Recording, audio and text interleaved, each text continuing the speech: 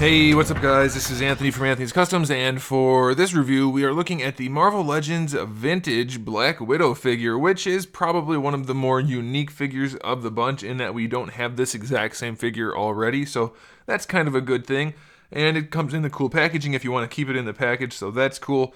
The figure doesn't have much else to offer though, unfortunately, so we'll talk about all of that. So let's go ahead and get it off the stand and take a closer look. This figure stands just about 16¼ centimeters, which makes it just about 6¼ inches.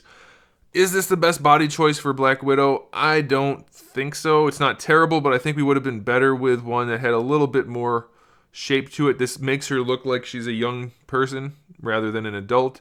So I don't know. It's not terrible, but it's not bad. Like the upper body's okay, but the lower body just doesn't.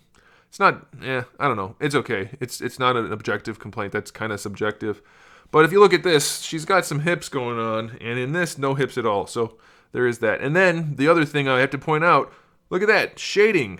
No shading on this completely solid figure with no paintwork at all. Literally no paintwork beside the belt buckle and her face. That is it. I guess you could count the shading in the hair. No paint. None. Why couldn't they give us shading? Why? It's not like these cost them a lot. This is like a pure profit wave of figures, and it cost them almost nothing to make, and they still didn't give us any shading. It would have set the figure off, and it didn't. That's a problem. It does come with two accessories. We have these two lousy pistols again, which are even flimsier plastic than before, so have fun not enjoying those accessories. And I'm pretty sure we've seen this face before, not on a Black Widow figure. It looks to me a lot like Mary Jane. Am I crazy? I don't have mine handy to check, but that looks a lot like the Mary Jane figure to me. So that's not cool. If it is the case, if it's not the case, then I'm crazy and ignore me. But it's just such a. I mean, they did a good job painting the face. It looks really nice. The hair's shading is dumb, but it's there, so I guess that's okay. I don't know why they just shaded the bottom half. It looks kind of weird, but the belt doesn't really fit on the figure properly. It kind of just sits there. You'll see when you have it in hand, I guess. You might be able to heat it, and maybe it's supposed to be better fitting, but it's not really. It's just very mediocre and okay. I mean, I'm very happy to get this version of Black Widow, but it's just blah. The head is definitely not seated properly on the neck. You can see you can totally break her neck if you want to, but luckily when the head's up, you can't really move it too much because of the hair. It's just going to rotate a little bit, and it's not too high. It's just the way it's engineered, so it's going to be fine. If you don't try to mess with it, the neck will be okay. The lollipop syndrome is easily ignored. For the shoulders, we have decent range going out to the side, no problems there. Full rotation other than where the hair is. No bicep swivel, single jointed elbow with the swivel in there, so that's okay. Just about 90 degrees. These are, wait a minute, they're not loose? I thought these were loose pieces. Are they glued on, or are they just really tight? I think they're just really tight.